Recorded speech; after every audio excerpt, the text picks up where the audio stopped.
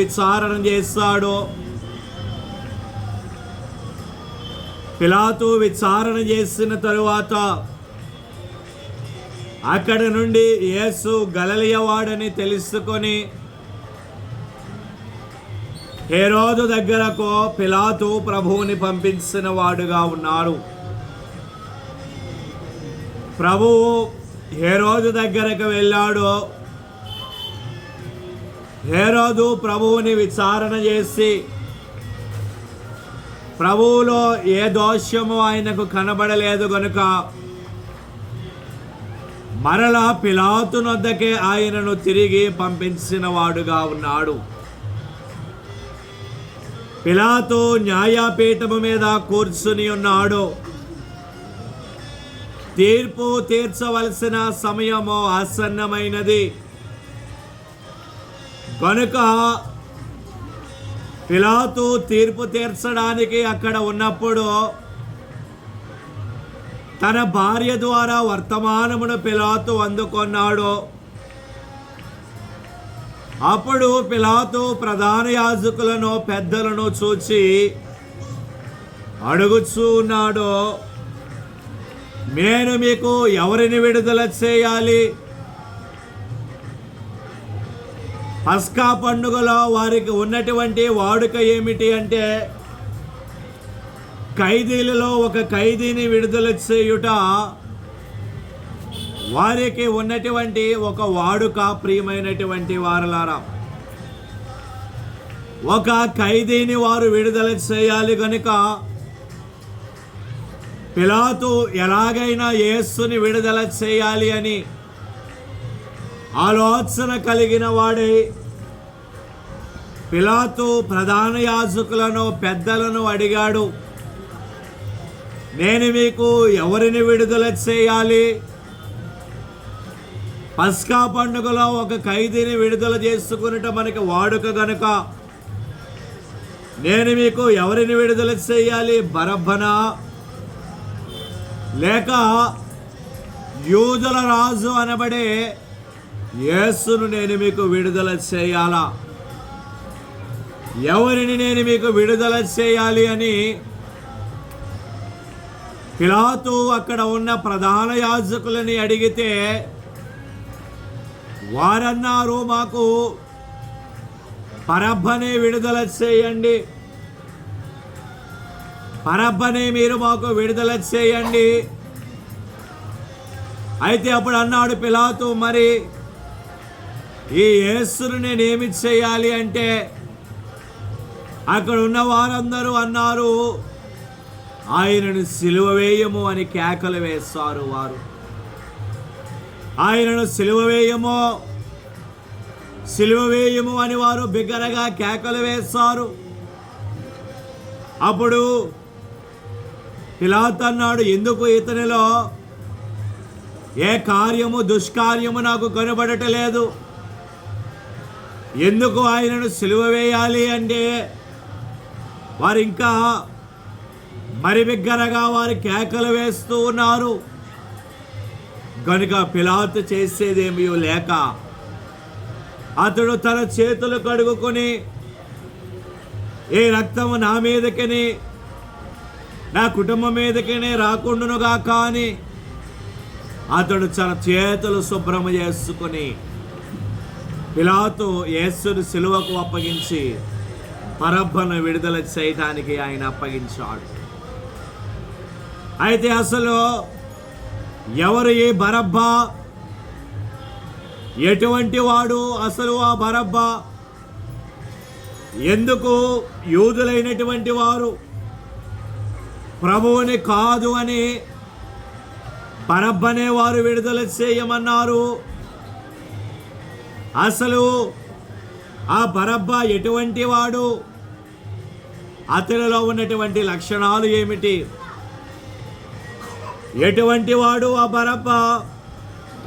రాత్రికాల సమయమందు కొన్ని విషయాలు పరిశుద్ధ గ్రంథములో నుండి మనము ధ్యానము చేద్దామండి. మత్తయి సువార్త 27వ అధ్యాయము,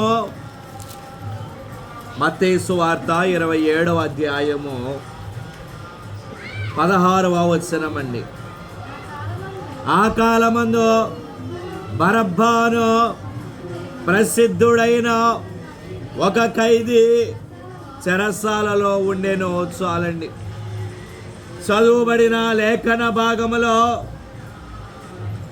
బరబ్బా గురించి ఒక మాట అక్కడ వ్రాయబడి ఉన్నది. ఆ బరబ్బా ఎటువంటి వాడో లేఖన భాగములో భక్తుడైన మత్తయి వ్రాసిన వారుగా ఉన్నారు.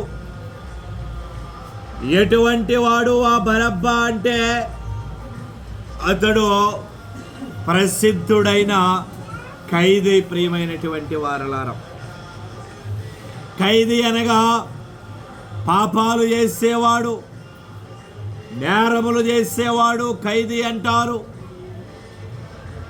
అతడు అందులో ప్రసిద్ధుడిగా బరబ్బా పిలువబడుచు ఉన్నాడు.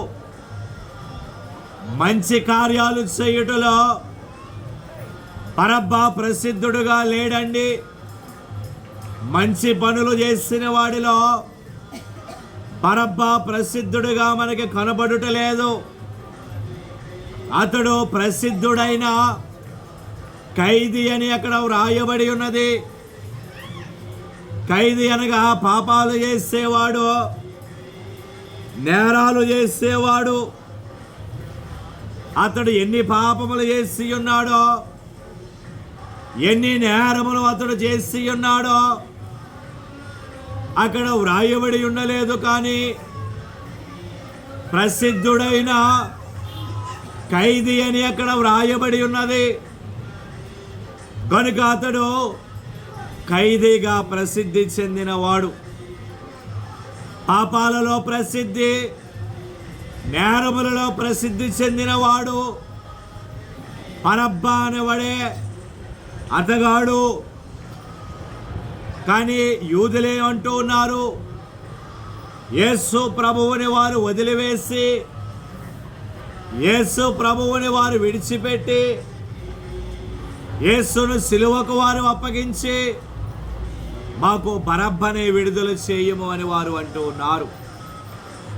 బరబ్బనే మాకు విడుదల చేయండి, ఆ ప్రసిద్ధుడైన ఖైదీని మాకు విడుదల చేయండి.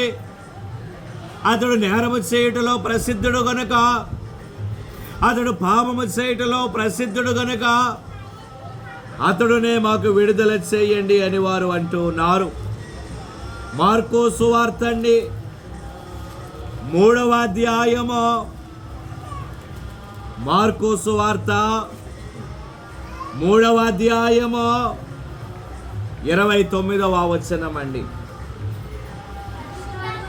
పరిశుద్ధాత్మ విషయము దోషణ చేయవాడు ఎప్పుడును క్షమాపణ పొందక నిత్య పాపము చేసిన వాడై యుండునని మీతో నిశ్చయముగా చెప్పుచున్నాను నేను. చాలండి.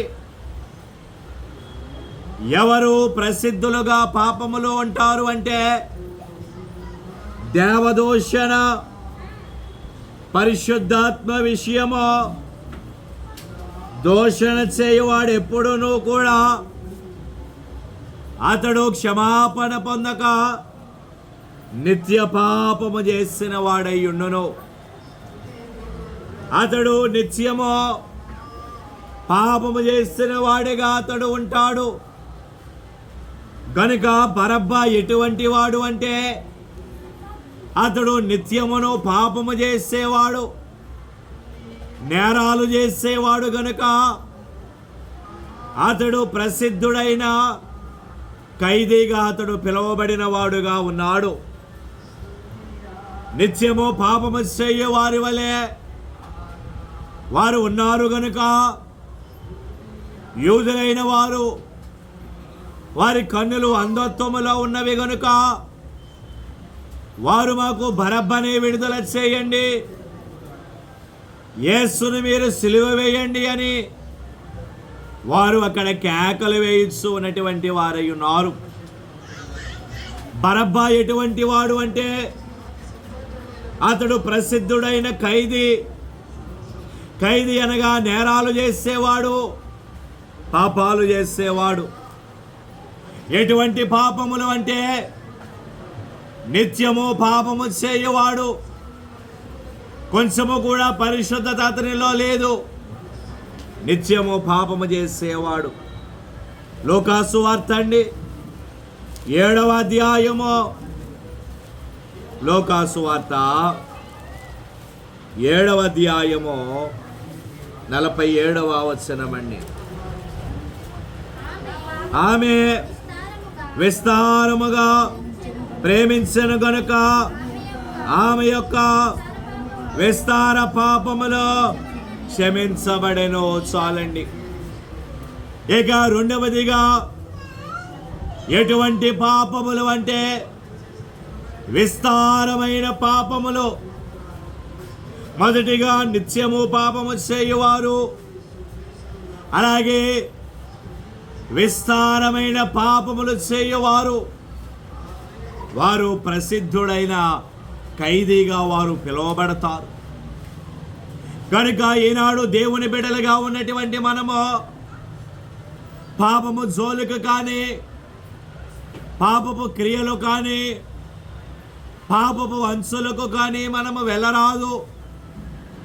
పాపము చేయువారు వారు ఖైదీలైపోతారు. పాపము చేయువారు వారు ఖైదీలుగా వారు పిలువబడుచున్నారు. కనుక బరబ్బా ఎటువంటి వాడు అంటే అతడు నిత్యము పాపము చేయువాడిగా ఉన్నాడు. దేవునికి స్తోత్రం. దేవుని అందు నిరీక్షణ నుంచి చెప్పు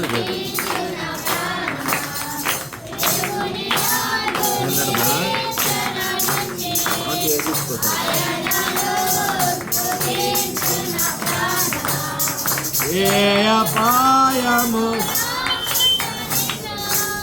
దేవారాత్రులు కాపాడువాడు, ఏ అపాయము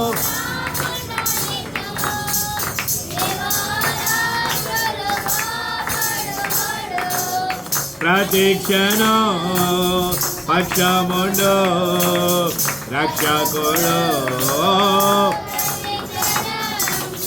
పక్షముండు రక్షకుడు. దేవుని నుంచి ఆయనను స్తుతించు నా ప్రాణమా, దేవుని యందు నిరీక్షణ ఆయనను. దేవునికి స్తోత్రం. కనుక పిలాతు అడిగాడు, నేను మీకు ఎవరిని విడుదల చేయాలి? యేసుని విడుదల చేయాలా లేక బరబ్బాను విడుదల చేయాలా అని అడిగితే వారన్నారు, మాకు బరబ్బని విడుదల చేయండి, యేసుని మీరు సిలువ వేయండి అన్నారు. అయితే ఆ బరబ్బా ఎటువంటి వాడో మనము ధ్యానము చేయిస్తున్నాము. మొదటిగా బరబ్బా ప్రసిద్ధుడైన ఖైదీ. రెండవదిగా చూసినట్లయితే యోహాను సువార్త అండి 18వ అధ్యాయము, యోహాను సువార్త 18వ అధ్యాయము 40వ వచనం అండి.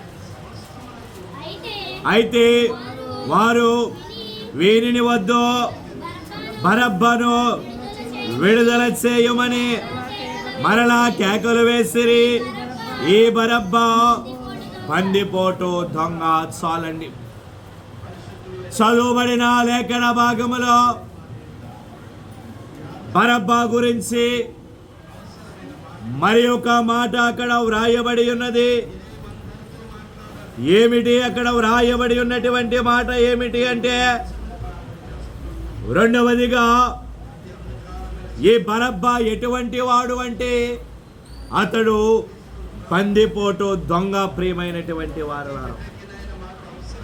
అతడు బందిపోటు దొంగ.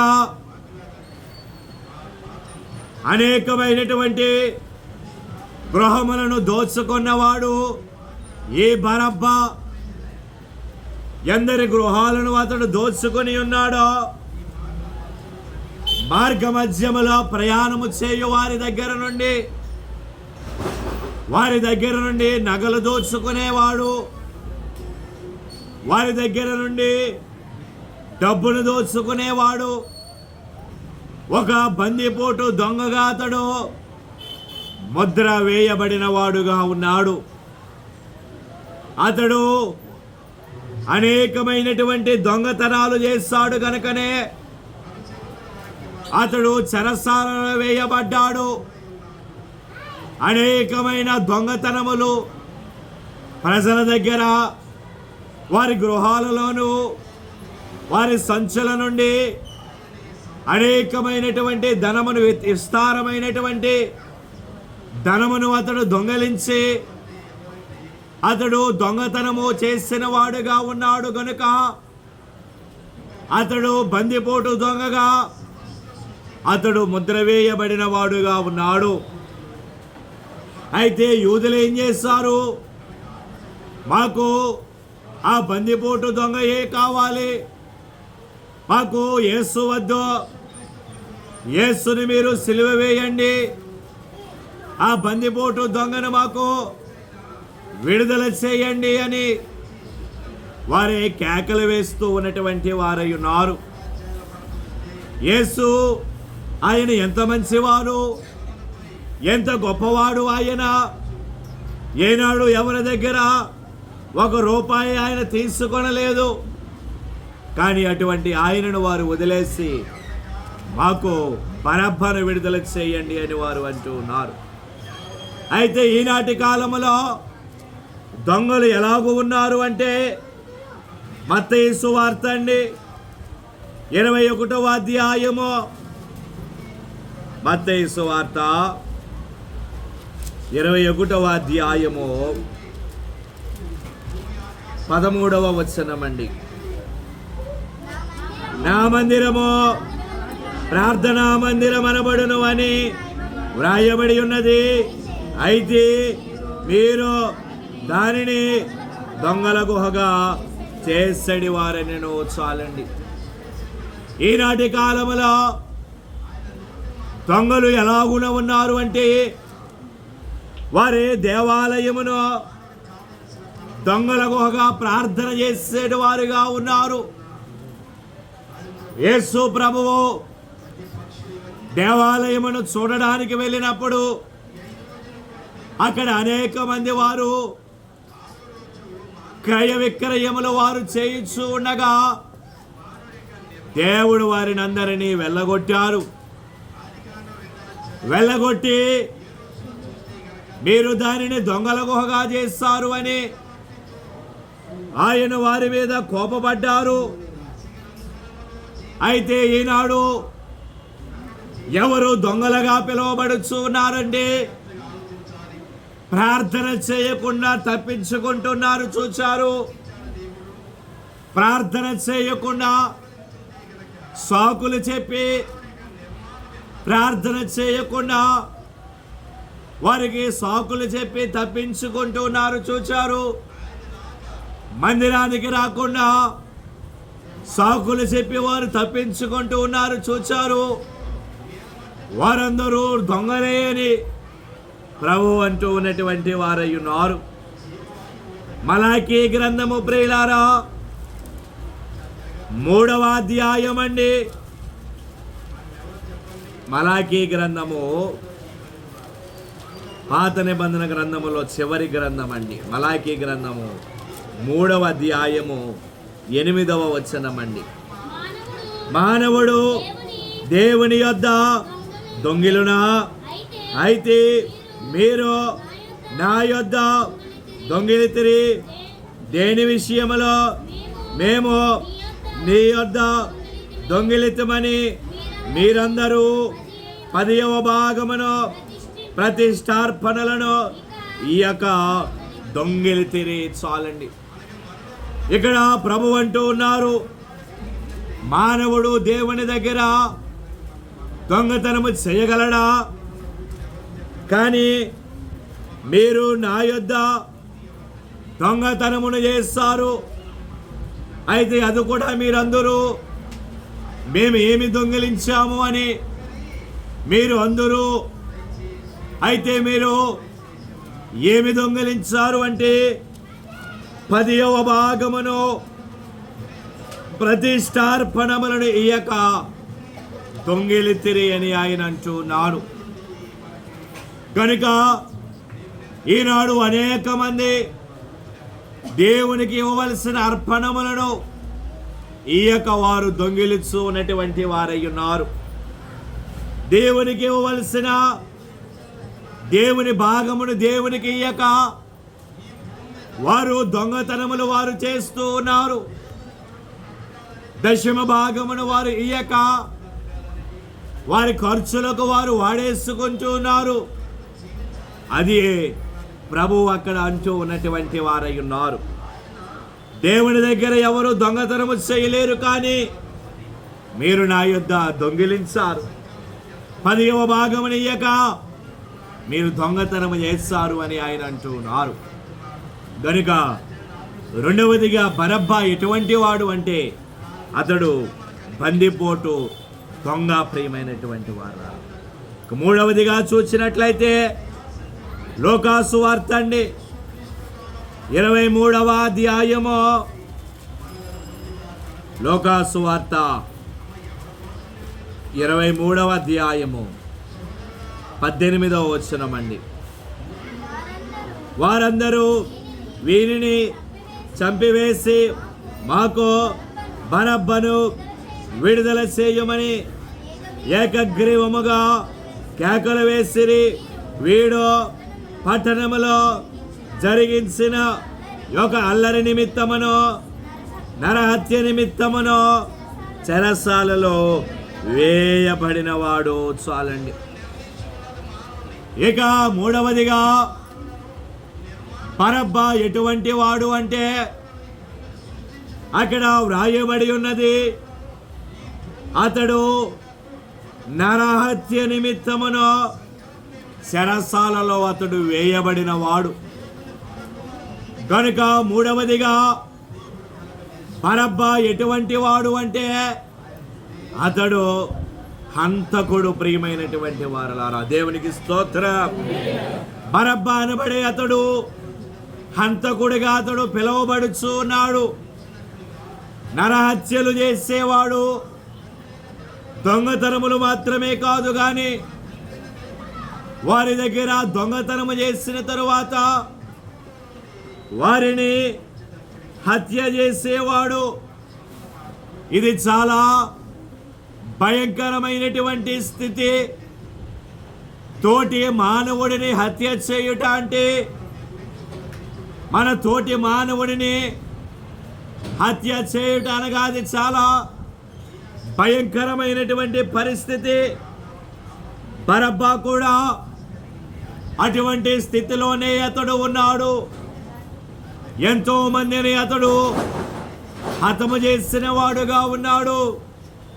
దొంగతనాలు చేశాడు. నరహత్యలు అతడు చేసిన వాడుగా ఉన్నాడు. కానీ అటువంటి వాడిని వారు విడుదల చేయమని దేవుని ప్రజలైనటువంటి వారు కోరుకుంటూ ఉన్నటువంటి వారై ఉన్నారు.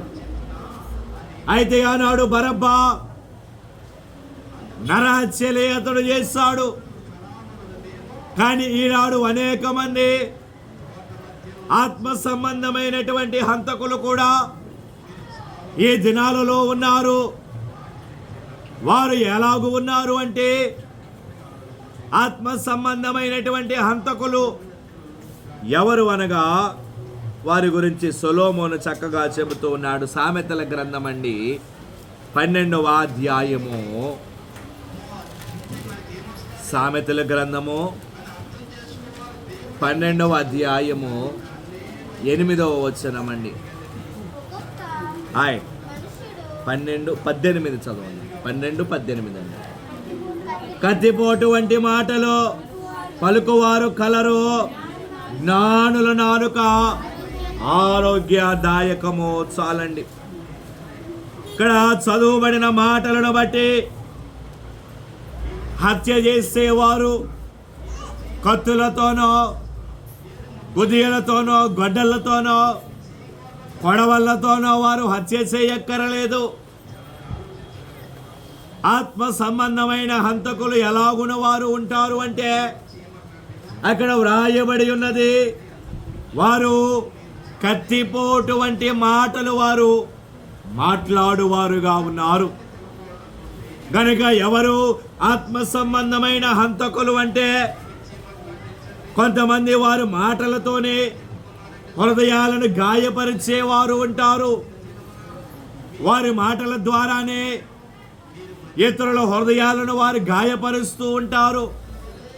కత్తిపోటు వంటి మాటలు, సూటిపోటి మాటలు వారు ఇతరులను వారు మాట్లాడి ఇతరులను వారు గాయపరుచు వారుగా వారు ఉంటారు. వారి హృదయాలనే వారు గాయపరిచేవారుగా వారు ఉంటారు. కనుక మాటల ద్వారానే వారు గాయపరుస్తారు. 12వ అధ్యాయము 6వ వచనం అండి. భక్తిహీనుల మాటలు నరహత్య చేయు పొంచువారి వంటివి. చాలండి. ఇక రెండవదిగా ఎవరు ఆత్మ సంబంధమైన హంతకులు అంటే భక్తిహీనులు ఎవరైతే ఉన్నారో భక్తిహీనుల మాటలు అవి నరహత్య చేయు పొంచువారి వలె ఉంటాయి. భక్తిహీనుల మాటలు నరహత్య చేయును అని అక్కడ సొలొమోను భక్తుడు అంటూ ఉన్నటువంటి వాడయ్యున్నాడు. అలాగే సామెతల గ్రంథము 10వ అధ్యాయము 31వ వచనం అండి. నీతిమంతుని నోరు జ్ఞానోపదేశమును పలుకును, మూర్ఖపు మాటలు పలుకు నాలుక పెరికి వేయబడును. చాలండి.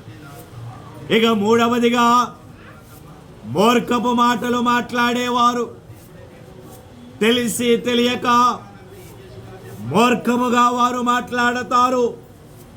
వారి మాటలు ఇతరులను బాధపరిచి వేదనకు గురి చేసేవిగా ఉంటాయి. కనుక మూడవదిగా బరబ్బా ఎటువంటి వాడు అంటే అతడు హంతకుడు, ప్రియమైనటువంటి వాళ్ళ.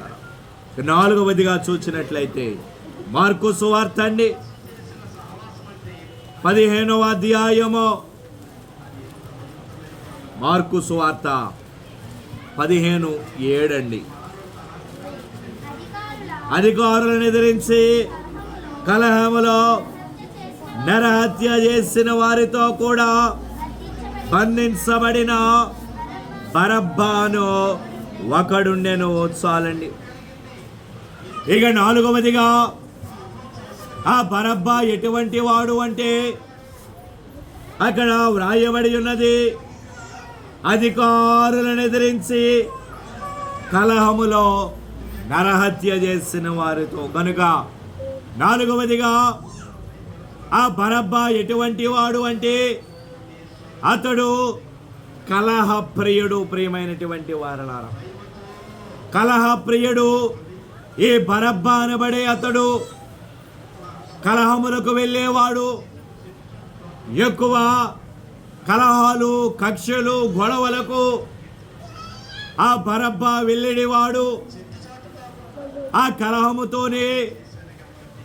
కలహముతో మొదలయ్యి అది నరహత్యగా వెళ్ళేది. కలహములు, వాదములు, ఈ ఇద్దరు మానవుల మధ్య కలహము అనేది ఎన్నడూ ఉండరాదు. అవి ఎట్టి పరిస్థితులకు దారి తీస్తాయో ఈనాటి కాలములో మనము చెప్పలేము. బరబ్బా అలాగే కలహప్రియుడుగా ఉండేవాడు. ఎప్పుడు కలహములు పెట్టుకున్నామా, ఎప్పుడు గొడవలకి వెళదామా, ఎప్పుడు హత్యలు చేద్దామా అనే ఆలోచనలోనే ఆ బరబ్బా ఉండేవాడు. అయితే యూదులు మాకు ఆ బరబ్బే కావాలి, యేసు మాకు వద్దు అని వారు అంటూ ఉన్నటువంటి వారు. ఈనాడు లోకములో ఎక్కడ చూసినా కలహములే, ఎక్కడ చూసినా కక్షలు కార్పణ్యములే.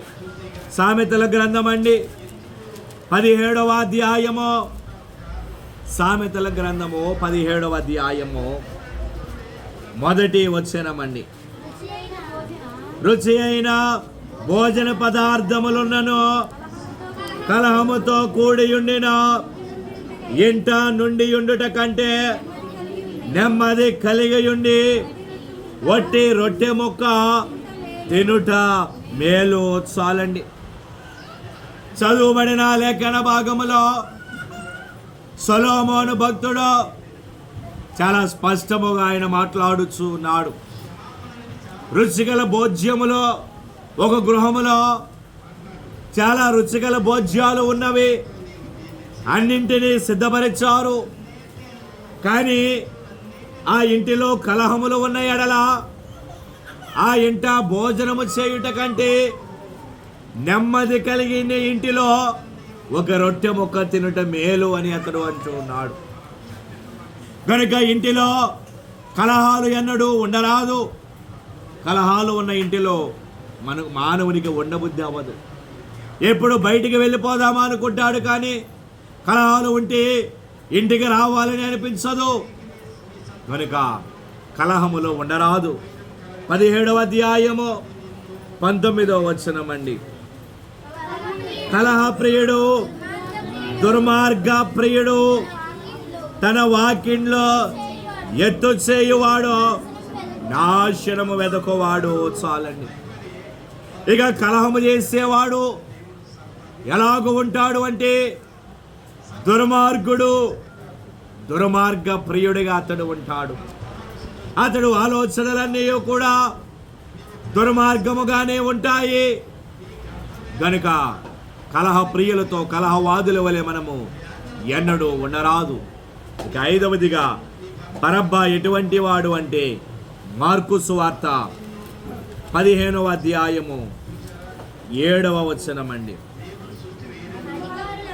అధికారులను ఎదిరించి కలహములో నరహత్య చేసిన వారితో కూడా బంధించబడి ఉండిన బరబ్బాను ఒకడుండెను చాలండి.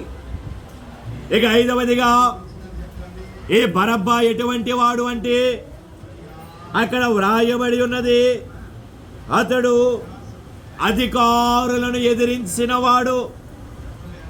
అధికారులను ఎదిరించిన వాడు అంటే ఎవరిని అతడు లెక్క చేసేవాడు కాడు. అవతల ఉన్నవారు ఎంతటి అధికారి అయినా బరబ్బా అతడిని లెక్క చేసేవాడు కాడు.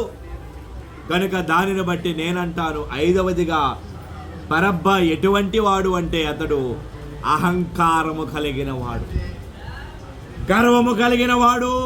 ఈ బరబ్బా అనేది వాడు ఇతరులను లెక్క చేసేవాడు కాడు.